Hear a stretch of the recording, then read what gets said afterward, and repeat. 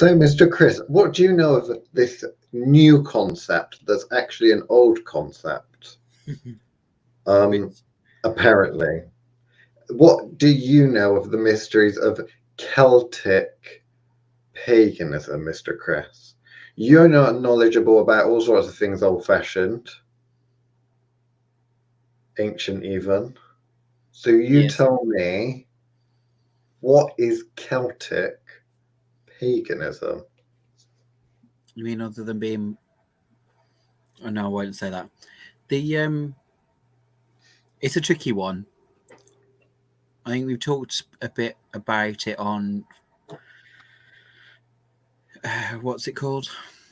No Holds Barred, but ultimately it's a tricky one because I don't know how you can be a Celtic pagan for starters. Oh, they're all dead, aren't they? Well, the thing is that even the Celts wouldn't have called themselves Celts. It's like, what's another good example? It's not like with the Romans, where the Romans would have called them, would have been proud to be a citizen of Rome, or proud to be a Roman, like has Roman citizenship. The Celtic world is a grouping we call it because it's a cultural one. So it's not an actual tribe or a group of tribes. It's a kind of movement that shared a similar kind of artistic practice, etc. So with Celtic, it's tricky because there is no Celtic state or whatever. So, but the reason that makes it tricky is because it means they didn't have necessarily the same beliefs. Every tribe that we call Celtic as a whole, they're not a homogenous group. So, you go from one Celtic tribe to the other side of a river with a different Celtic tribe, and they might not even believe in the same deities. So to kind of follow Celtic paganism, like a pantheon, there is no such thing really as a Celtic pantheon. It would exist. Every tribe would have their own version.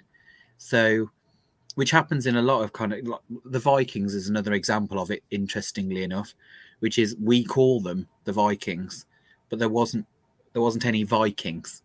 They were never Vikings. They were groups that we have grouped together historically because they share cultural things that are similar about each other. So, as in the boats may have looked similar, or they used a particular kind of cloth or wore a certain kind of garb. Like they share cultural similarities because they're trading nations. It'd be like using the word European now. We've got European paganism. Well, what does that actually mean? It means that you follow deities within Europe. Like there's no, that doesn't tell me, like it does with the Romans, for example. You go, oh well, a Roman from this place. I go like, oh okay, well we know, but there is a Roman pantheon. There is a state accepted religion. The same way that this country is still considered to be Church of England. It doesn't actually tell you anything about the religions of the individual people, but because we consider ourselves to be a secular state, but we are technically, the Queen is by hereditary rule, which means she was put here and rules us because God says so. So Yahweh.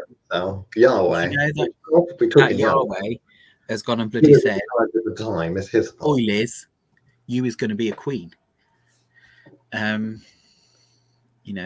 Like Mary on that fateful night. That bedroom scene, the whole scene. Do you think he orchestrated that? Well, probably. So basically, what I'm hearing, I don't know which you would be more comfortable with saying, right? So there's a big group of groups, right, that have some kind of theme. So is it like calling, Bristol Rovers, Bristol, City, various football teams? Is it like saying football fans? Is Celtic paganism like saying football fan?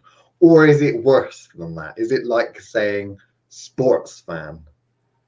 In which case you're saying you're a sports fan and you're a sports fan and you're a sports fan. That one's an Olympic diver. That one likes football, and the other one plays ice hockey. Yeah, And they're being lumbered in a group. Is that it's closer to sports fan in the sense that they all share a common activity.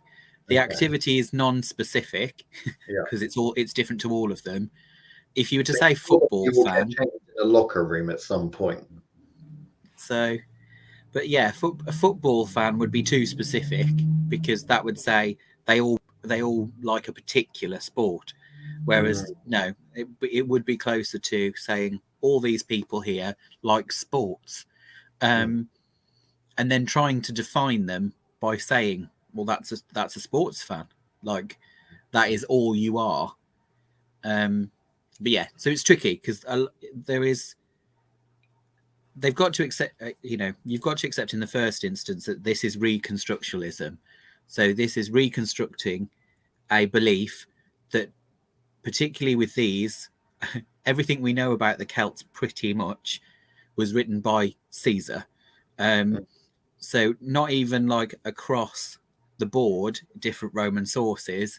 It's one Roman source halfway through the Roman Empire. But Chris, isn't this a Roman source? England Hudson? Surely that would have been around for a long time. So I think it would say what century it was published in. So it's tricky because we've got bits, but a lot of what we've got, we've reconstructed. So there are Celtic, what we would consider to be Celtic nations, like the Welsh or the Scots or the Irish. Oh, this was printed in 2021. It's not even 20th century, it's 21st century. This book that teaches you all about Celtic myths. Yeah. Which in this book, there's probably a lot more wisdom and knowledge than a lot of people that practice Celtic paganism, from what I gather, based on ones that I've met. So we've got to be very careful here because we're dealing with a religion, I suppose. And one, people don't like it, Chris, when you tinker with their religion, and they certainly don't like it when you shit on their religion. So there may be some points to be proven today, or some interesting conversations, I think, that we need to have.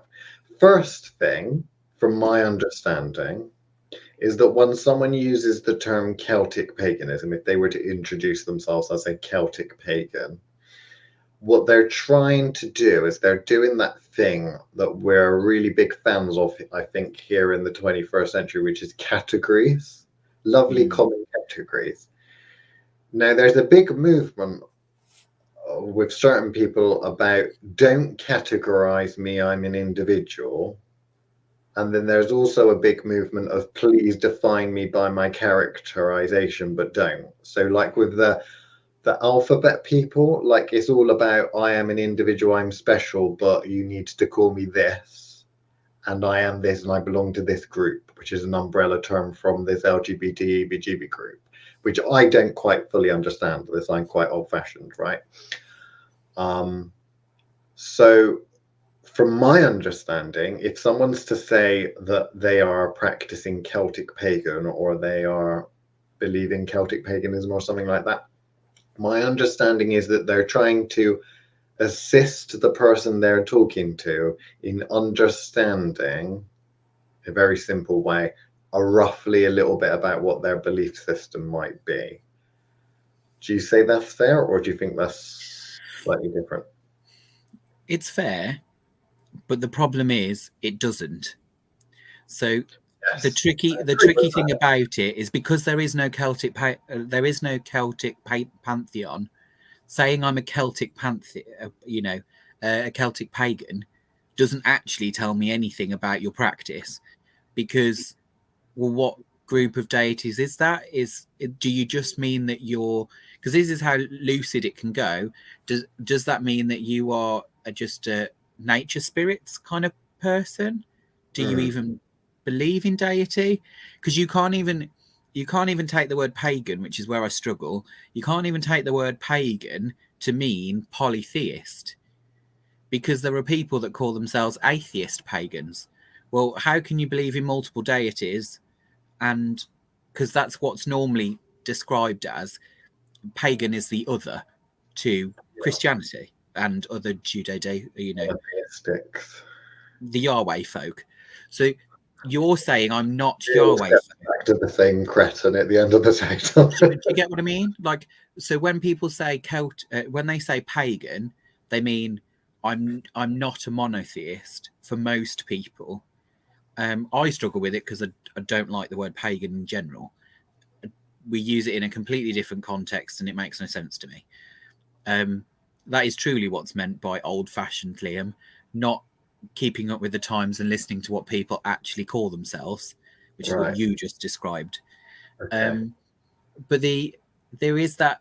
So I struggle with this. I struggle with the fact that Celtic paganism. Okay. So I'm vaguely assuming that you like the spirits of, because I can't even assume deity. You like the spirits of Celtic lands. No. So does that mean Germany? Does that mean France? Does that mean, kind of Eastern Europe? Does that mean England, Ireland? Does that mean, because you daren't upset them, because you know what it's like when you say, oh, you mean that those Welsh people, those Welsh deities, and they kind of go, what? You don't mean the Tula Khan, whatever it is, people, do you? Because they don't exist in mine. Do you know what I mean? Like, you can't even say it's that group there of deities or spirits. Interestingly, Mr. William says, in my book, if they have no ties to animism, they've got no ties to Celtic ancestors, which is, again, is a tricky, which is what I'm trying to say. There is a part of it that is, I can't even assume you believe in animism, which would be the assumption, because a lot of the cultures at that point, minus minus the Greeks to a certain extent, and the Romans that are also around at this time, are animists of some description. So, which is kind of very different to paganism in general. Like, do you get what I mean? Like, because it's not the other that the word pagan would mean. That normally means, well, I don't believe there's one God, I believe there's many. So, but then, like I said, that group also has people that say I don't believe in God. So who still ascribe the word pagan to them. So it's a minefield for me, because it doesn't make any sense, Liam, is what I'm trying to say. Well, I always try to think of the purpose for the language. And the purpose of the language for me is I need to give a snapshot so someone else can categorize me. There are some that would flip it to I want to belong to a group. Yeah. And that but goes no, I think what you're saying is fair. Normally it's an identifier, isn't it? It's, I'm this. Are you also this, or are you that? Like, so, which is what I mean by that kind of the other, is normally it's to separate you from I'm not that. Which now we're in that kind of, like you say, with the alphabet people, etc., is we're now at that point where it's not enough to say I'm not that. I've got to say I'm this, and I'm this specific type of this, because it's an identification tool. But equally, I struggle because it doesn't identify you. All it tells me is that your practice is reconstructionalist. That's about all I can learn. And it probably means that you base everything that you practice on things you've read in archaeological journals. That is my assumption when you say Celtic to me. I wouldn't. I'd say it's Llewellyn books, but there we go. So from my perspective, right, this is another thing that I struggle with to understand, and I do try to understand, but I still really struggle with it with regards to like the alphabet people stuff as well, because it gets to the point for me where something becomes so broad an umbrella I feel like it's really pointless to use that word to define you or to get that across. If you were in some kind of alien space station and they scanned you and they said this one's a human,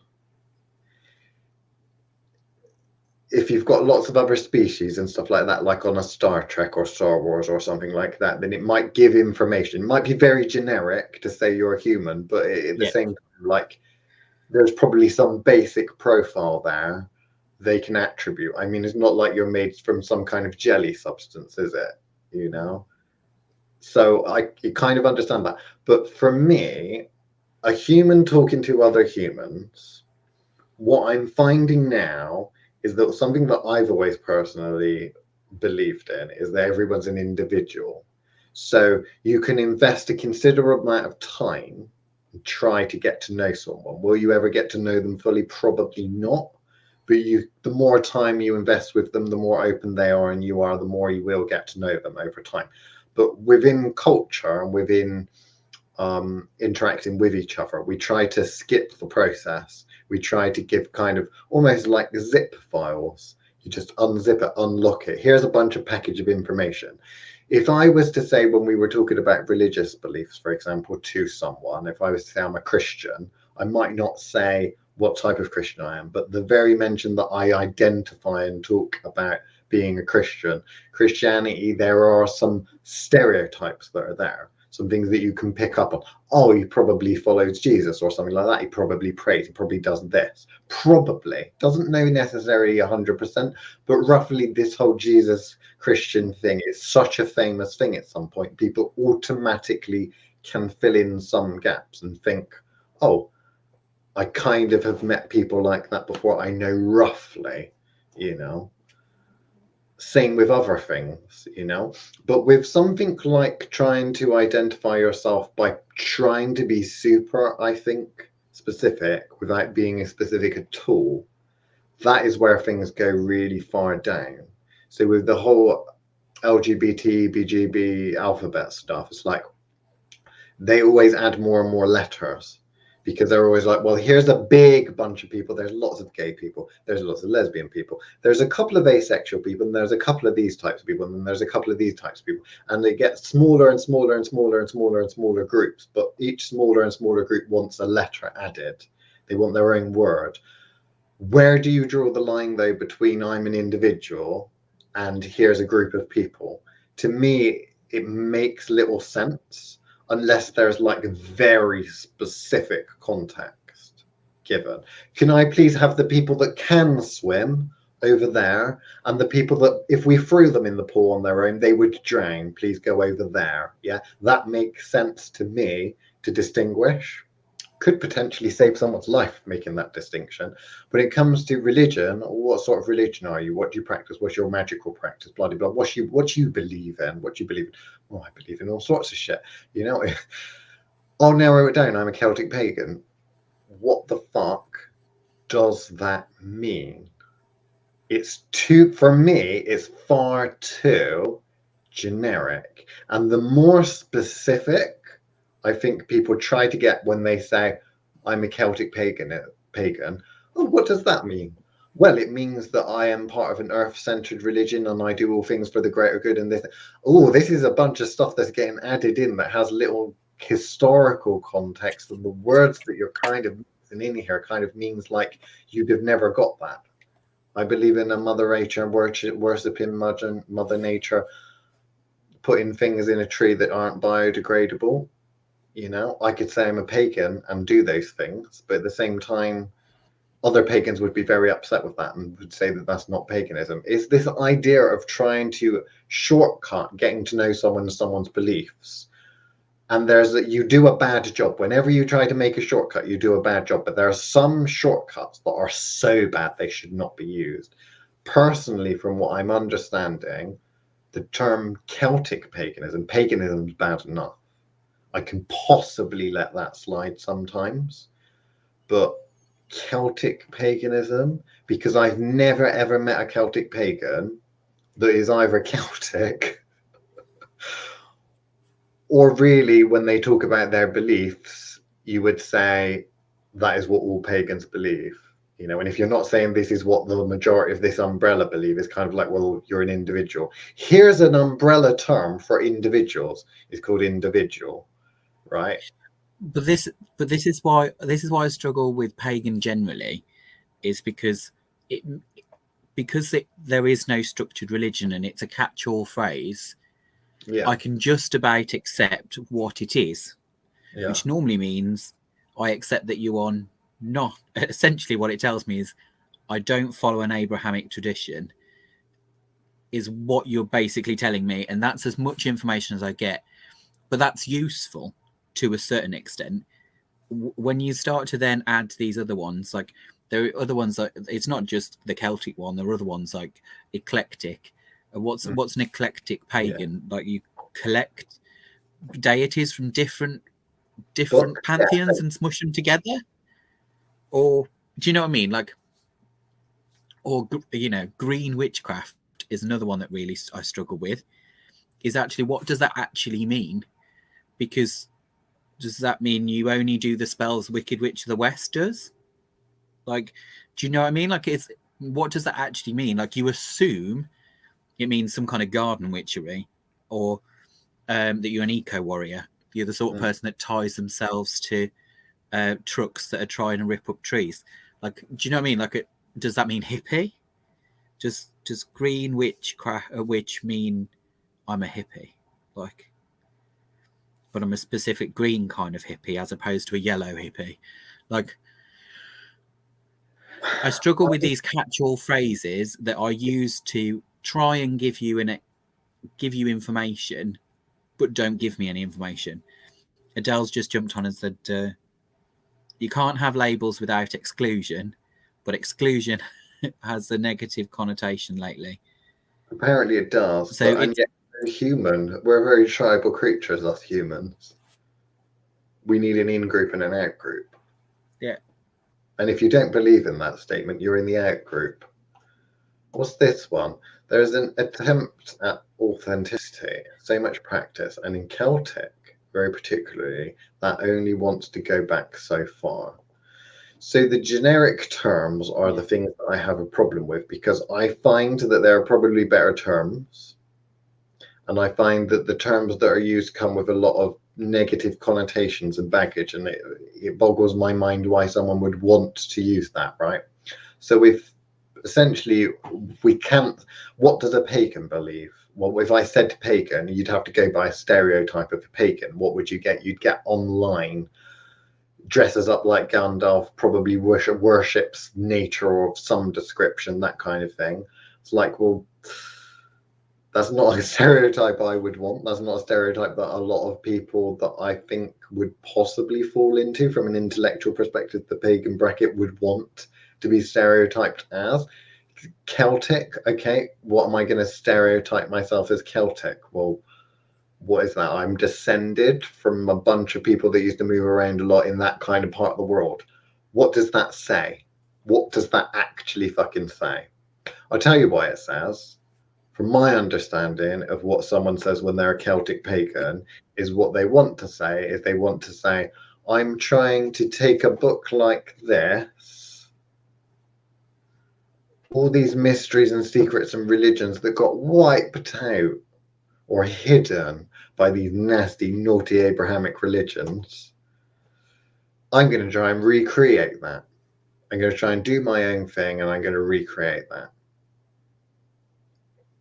I think the thing is, where I particularly struggle with it is because what we will describe as Celtic exists during kind of the same time as the Roman world. It's a word the Romans, well, not even the Romans, a Roman specifically used to refer to a certain group of people that's over that direction. I've just suddenly forgot my point. What was the point? The term Celtic. Oh, yes.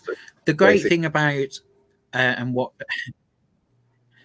caused you with the Roman is I can't think of the word. Not synchronism, something like that. Anyway, a word that sounds a bit like that is where the Romans would stick with what is local culture.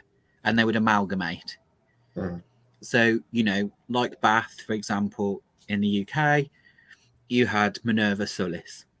So the local Celtic deity is Sulis. The equated one by the Romans would be Minerva, and the two would kind of coexist in this kind of new cult.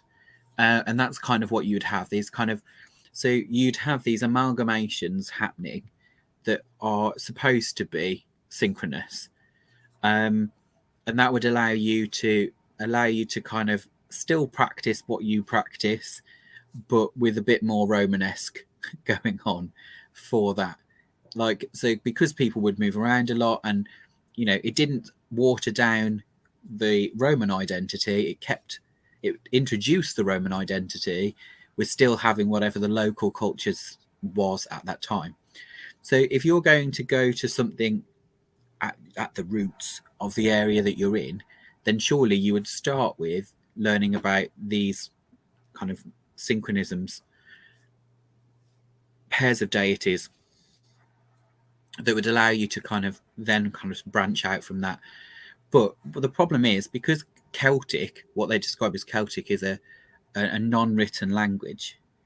It's not even technically a dialect. There was no shared language of these particular groups of tribes that we're talking about. Because there's no shared language, therefore there isn't any written down stories really from that period. What you're getting is the stories from much later on, when the Christians come and write them down. So you're already trying to practice something that you've only read through a Christian lens and expecting to get the right answer. Like, you've got to make up a lot of the other. So like I said, like, there's nothing wrong with that practice. Go and do your practice. I just think you need to find a better word for what it is. Even if you just called it European witchcraft, would kind of catch it better than I feel the word Celtic does. We've got some comments. Probably true. If you said European witchcraft or European witch, I would think you are a witch that lives and works in Europe. That's what I would think. And therefore works with the spirits of Europe, which would be a bit more specific. Okay. I mean, you can grasp that. That's a logical step. But from the perspective, because you're going by land there, whereas Celtic, I don't feel necessarily equals specific land. Some people would say, but like you would say Europe, surely. Like, what the fuck? Especially in this day and age, because when you're saying Celtic, that's a very old-fashioned, stereotypical term. Well, to me and you, Liam, to say Celtic meant Irish, Scottish, Scottish, Irish, Welsh, because we have the Celtic League or Celtic Union and whatever of football and rugby. That's what Celtic means to us. So Celtic means those groups. But technically, if you were to be, Celtic covered a lot of England too. Definitely Cornwall, which is one of those that should be considered Celtic but isn't ever. So ideally, the Cornish like to think they're separate to everybody in the world. So,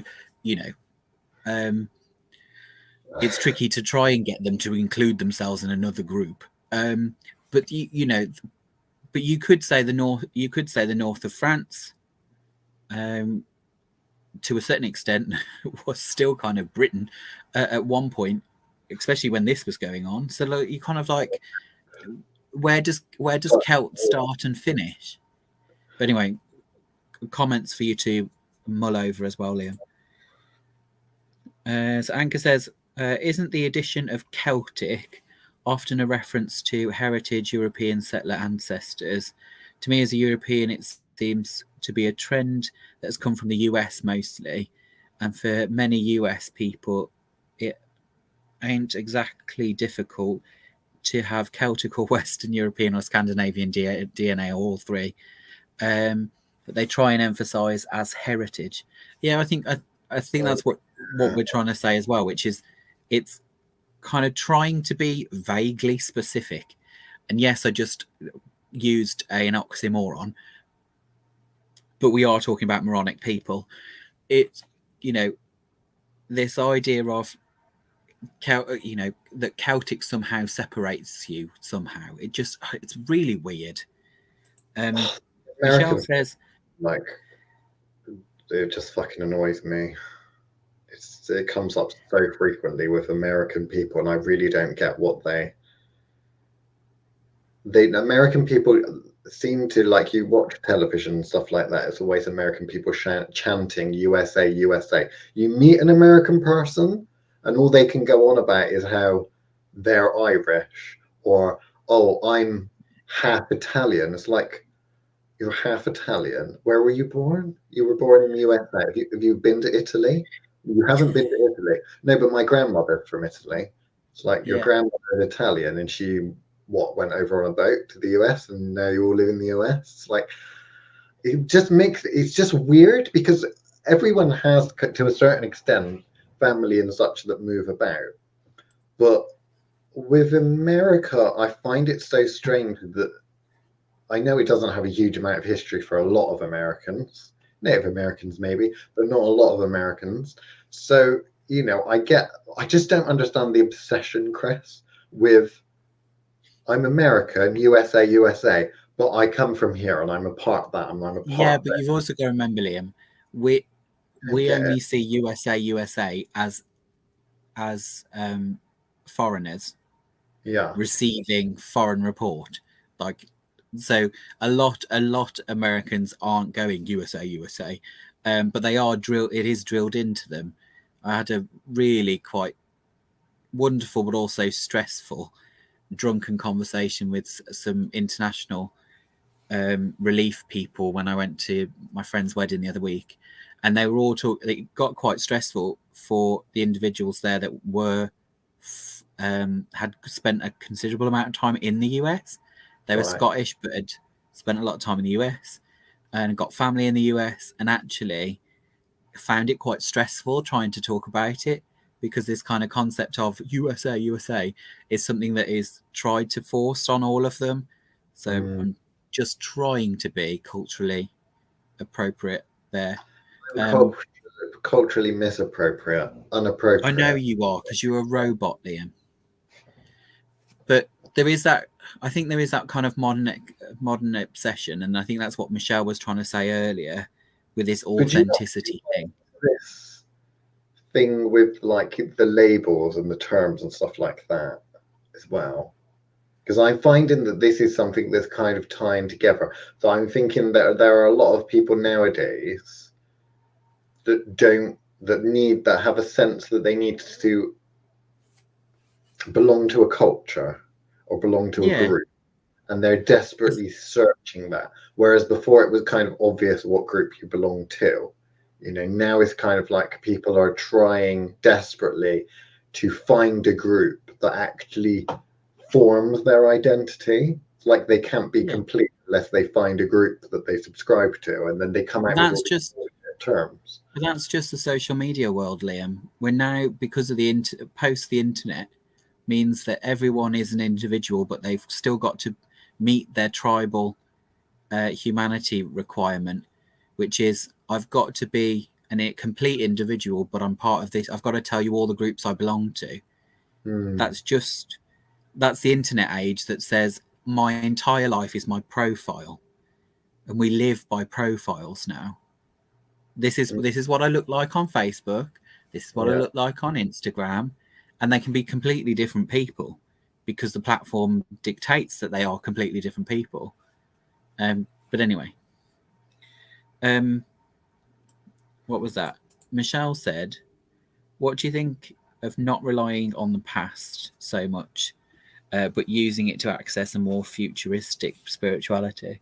I think this is the problem, Michelle, with a lot of them is they don't see that it's an opportunity for something new because everyone's obsessed with, I go back to this. I'm more authentic because my history says this, forgetting that we're currently in the present and time isn't linear. So why really does it matter? But I think people want to be able to prove, aren't they? I think it's post Enlightenment era, it's all about proving it the scientific method. So everything is, I'm this because of that, I'm that because of this, and everything has to be classified. Maybe. I think there's definitely classification's important, and I think with the online community, certainly there's a certain amount of ego involved that they need to be seen to be part of this group or not part of that group, or like people's personal beliefs. Are you supposed to share that? And if you do share that, is it just necessity out of you're in a small group of people, and when you have some kind of religious experience or some kind of personal experience, your family or coven or group or whatever the fuck it is, by their very nature of being close to you and around you constantly, probably noticed something. Maybe you can find something, confide in another individual that you're close to and you trust. It's strange. What she mentions is really interesting because she talks about spirituality. I think, was it in the future or something like that? Futuristic spirituality. Who's bothering to look at 22nd century witchcraft? We're in the 21st century. If you want innovation, look to the fucking future. 22nd century. My big problem with magical practitioners nowadays is that you need to separate a magical practitioner from someone who's just religious, because there's a lot of religious people that masquerade and think they're doing magic, which they might be, but they're not doing it to even a foundation level. It's pre-foundation level. It's like really unbelievably Neanderthal shit, right? So what the first thing we need to understand is that magical practice is so unbelievably poor in terms of quality today. Should it be that poor? No. People nowadays in a lot of parts of the world are very fucking educated. People can actually read or write, they can read and write, sorry. I might not be able to, but that's precisely right. People can read and write, people can do research. There's the internet, there's books, there's so much information out there for the person that really wants to learn and progress to do that. And yet, why don't they? Why are there so many weak magical practitioners? Why are there so many stupid people that take up? It's all about tribe, Liam. It's all about tribe, because they then base what they should know based on either, in the intellectual, what should be the intellectual age, is actually the soundbite age instead. It's, I heard this, I like that person, or that person is pretty, therefore it must be right. Or, I've seen the last 60 videos, 30 of them all said the same things, that must be true. No one fact checks. Our culture is designed on, we learn things in order to pass tests. Like, do you know what I mean? Like, there's no people. God, you've only done. Let's face it, you've only did a trade because it was one that was lucrative financially. It's not like you took a trade out of use, is it? I enjoyed it. Okay, I had three choices, right? We're talking about Liam's personal life. I had three choices. I could go to university, right, and study psychology because I like manipulating people, and I thought behavioral psychology is so perfect for me. Problem with that is I'd had to study and write essays. That was a no-go.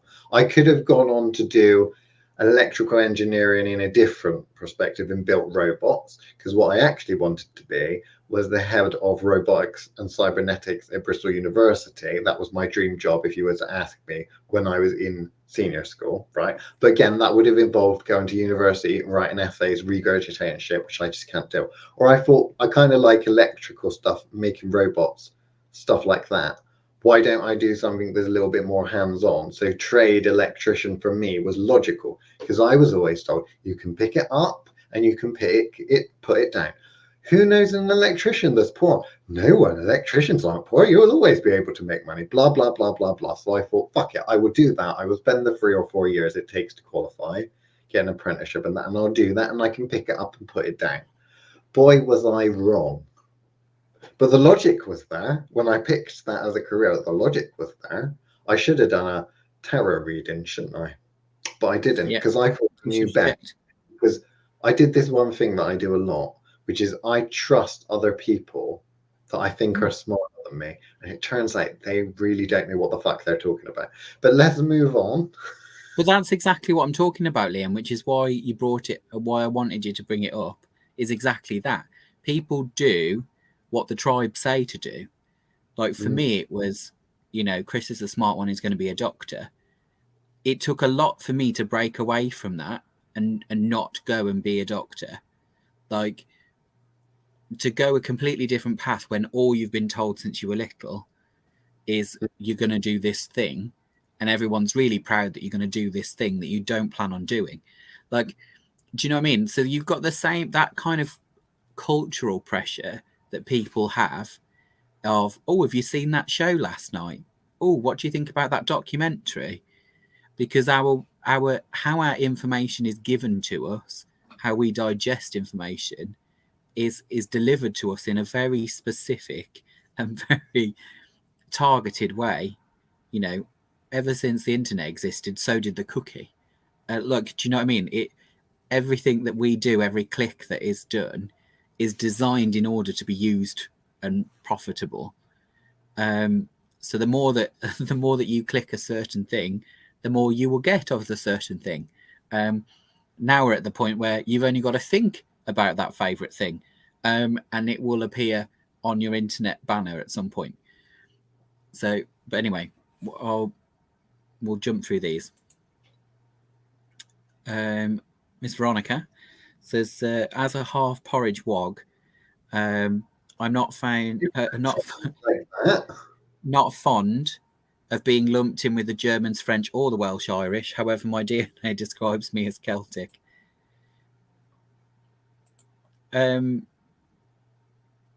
Greg says, having dabbled in many Norse groups, because that's another one that I have just as much irritation with, is Norse. Again, Norse pantheon does not exist until fucking Christians. Again, Anglo-Saxons are the ones that wrote that shit down. Yeah, but most of them study the Christianized bullshit anyway. You know, because they tattoo iconography on their arms and shit. No, and the other one. Well, that comes very much later. Let's face it, most people have got things tattooed on their body that they shouldn't have anyway. About that chicken soup that most people have got tattooed on their back. That's supposed to say love or peace. I have virgin Liam, skin. there's nothing virgin about you. Let's not pretend. I have virgin skin. Annika Arcana says, futuristic witchcraft. That's a great podcast or Witch Wars subject. We do have a podcast, I believe it is, that will be, I think it's called 22nd Century Witchcraft, something like that, which will be all about that. But an interesting idea for a witch war is actually stealing magical knowledge and techniques, rituals and such from the future. I like that. I like that a lot. That's a very good idea.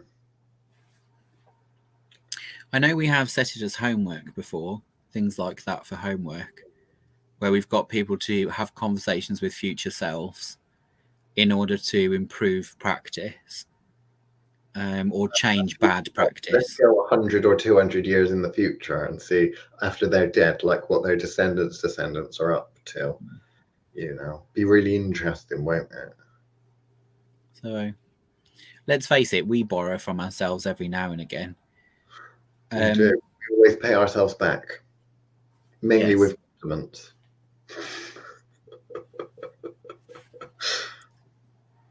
So, where do you want to go next with this, Liam? Other than slating the alphabet people, you're not allowed to talk about them anymore. Oh, come on. I'd be screwed if I couldn't talk about the alphabet people. Don't tell me what I can and cannot talk about. I thought there was freedom of speech. Oh, wait a minute. No, they got rid of that, didn't they? Damn, I forget. Let's talk about Moss Eisley Spaceport. You will never find a more wretched hive of scum and villainy.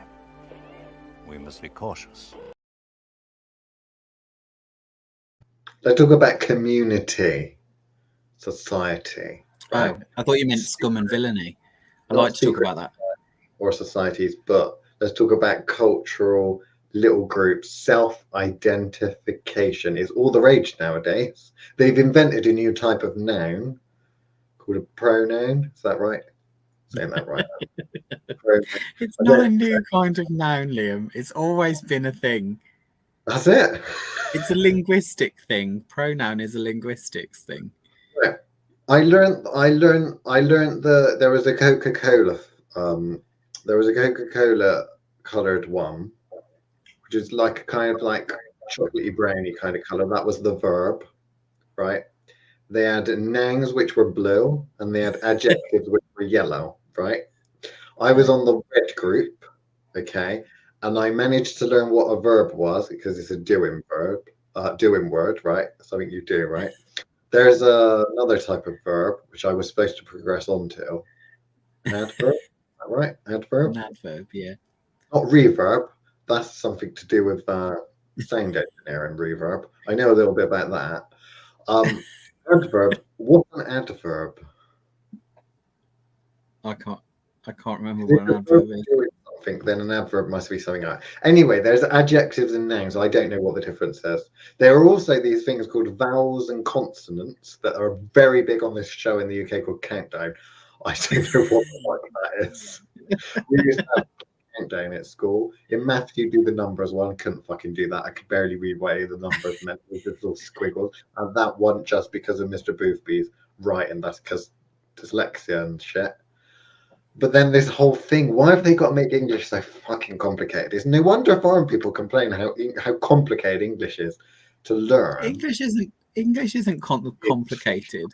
Chris, I went through years of English class from. It's just a mongrel language. That's all the way up to GCSE, and I did it in college as well. I had to do key skills because I didn't get the right qualifications or something. How have we gone from me saying let's not talk about alphabet people and you start discussing the alphabet? Like, is that your get out? We'll ignore the alphabet people, okay, and we'll talk about what are we talking about? Celtic Paganism. And no, we're not talking about words. I really want to know what an adverb actually is now. I'm going to have to think of right. Celtic is defined, dictionary.com. Celtic, relating to the Celts, presumably a group, in their languages.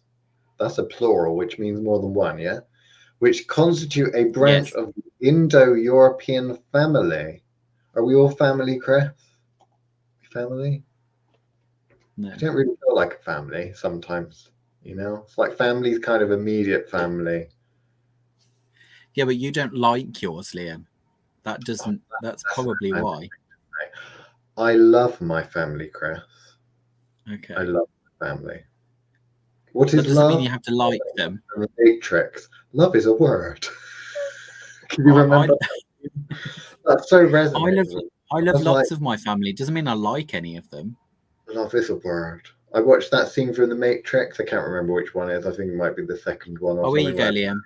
That petulant pixie woman says an adverb is a qualifier, which I think is answering one word you don't understand with another one that you don't understand. A qualifier like ABC Awards, petulant pixie. I got a qualification from ABC Awards. It was level 5 diploma, master herbalist diploma in phytotherapy, I believe it was. That was a qualifier. I qualified on a racing game once to the next round. I did not do it because I don't like games and it bored the shit out of me, but I still qualified. Okay, people, please ask questions because Liam is getting into that zone where he needs rebooting. I don't want to upset people. This is the thing, because I know people these days are very touchy about the words they use to describe them. I don't mind insulting people's magical practice. Okay.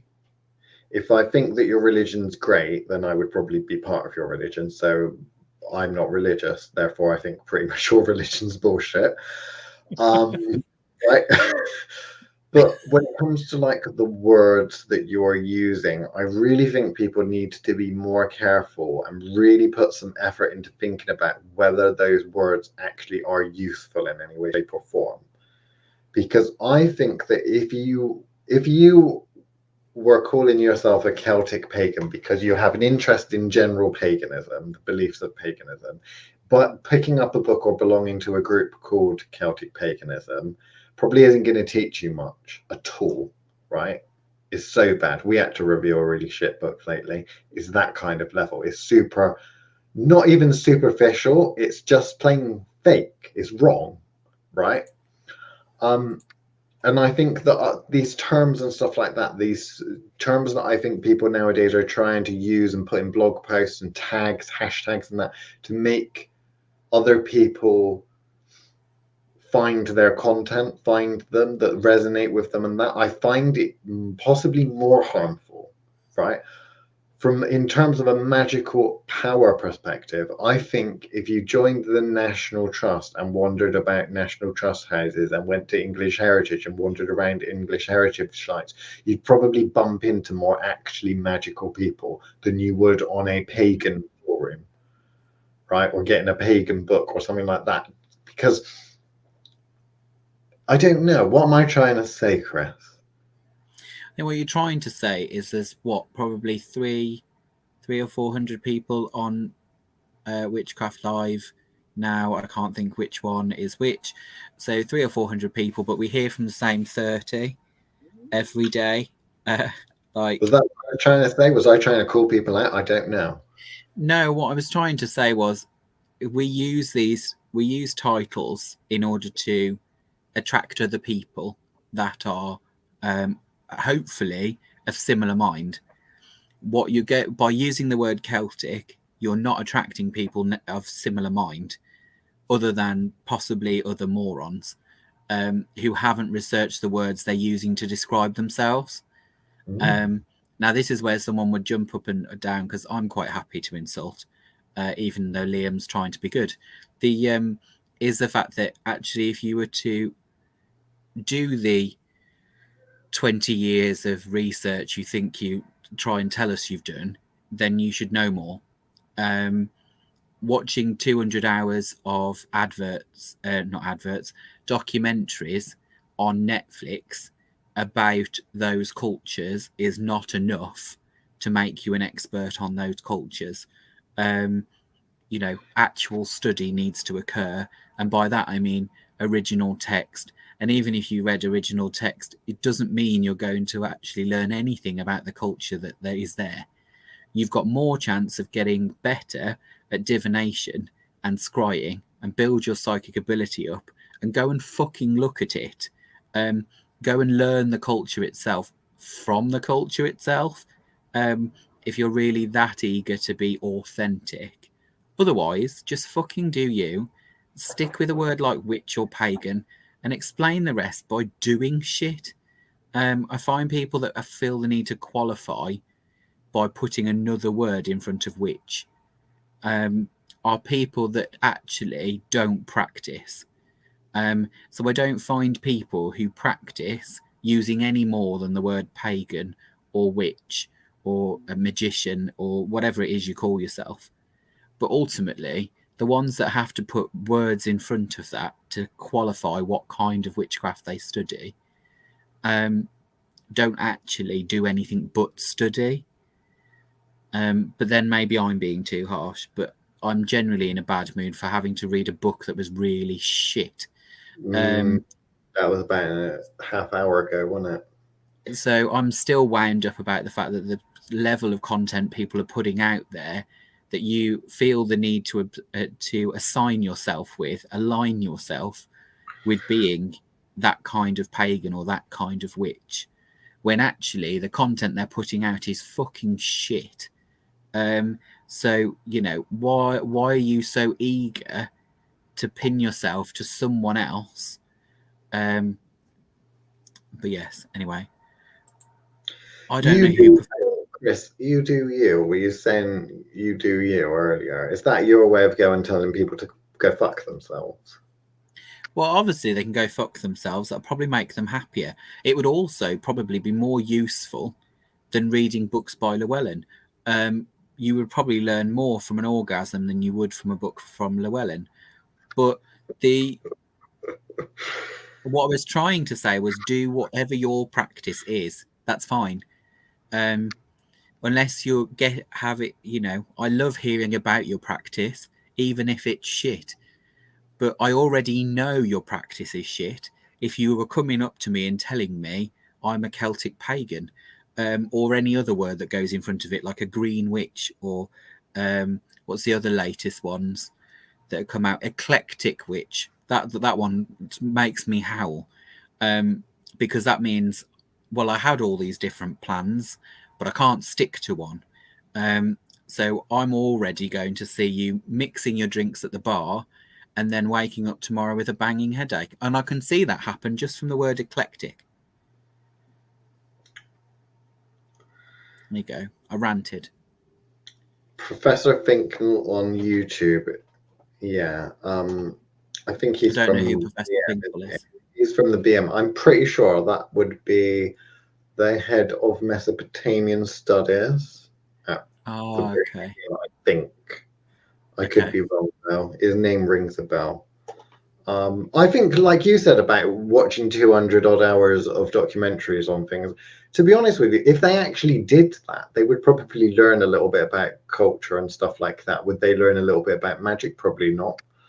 But they'd learn a little bit about the cultures. My bugbear isn't it. My honest bugbear is actually recreationalist occultism, right? Magic, because the idea is these people in the past knew so much, that culture died out, but it's so good, I need to bring it back and I need to learn from it. It's like learning from other people is good, learning from ancient cultures may be good, but don't put it on a pedestal, right? Yeah.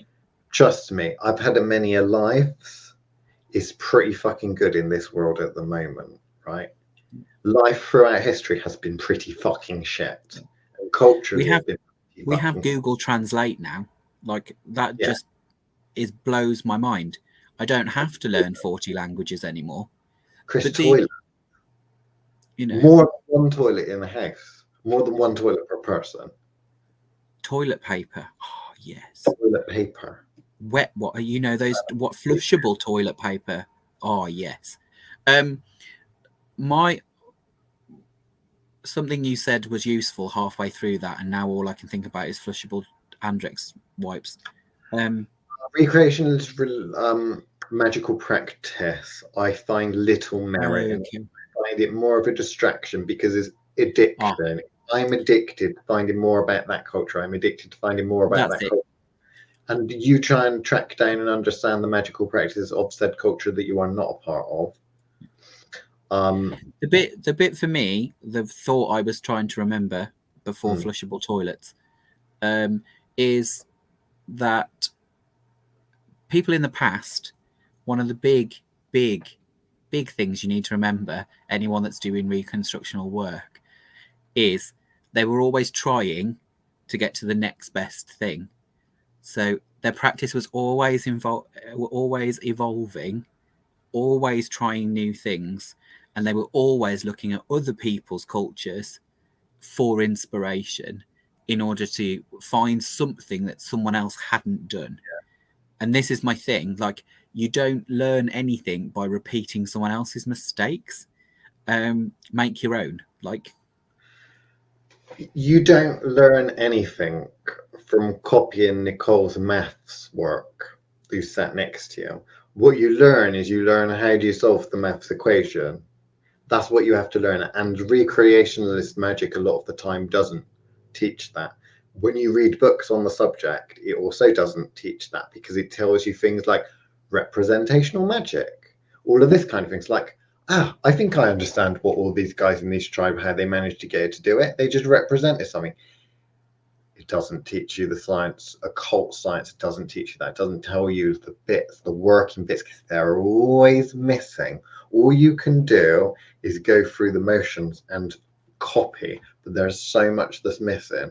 And guess what? If you dedicated your time to the science of magic, the mysteries of magic, because magic is mysterious, understanding the mysteries of how things work, you would then look at these cultures and think, oh, well, I understand what you're doing there. Or, nice try. I see what you did there, but it's a bit of a long-winded way of doing it, don't you think?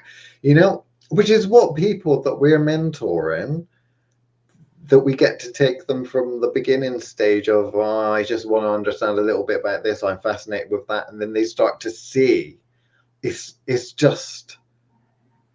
different level, being able to see underneath the car bonnet of your car and understanding what all the shit does, right? Gives you a certain amount of empowerment, gives you thrills if you're a car person, and also fucking useful. Have we got any final questions, Mr. Chris? No. Petulant Pixie says she'd like an orgasm like that. Well, we're not going to give it to you. No. How much you ask and plead? I'm sorry, Petulant Pixie. You'll have to DIY it. And then Michelle asked a pointing question, which I can't answer, about what book it was. An unpublished one. That's all I'm going to say. There will be a book review episode of the No Holds Barred Witchcraft podcast. I thought that it may not be such a good idea. I don't think, Chris, you thought it would be such a good idea, but the actual author emailed, I believe, on more than one occasion, or messaged on more than one occasion, asking for us to actually do honest review of it. We have since both read the book now and felt that perhaps the podcast may be the best way in which we need to discuss it. Yeah. So stay tuned, kids.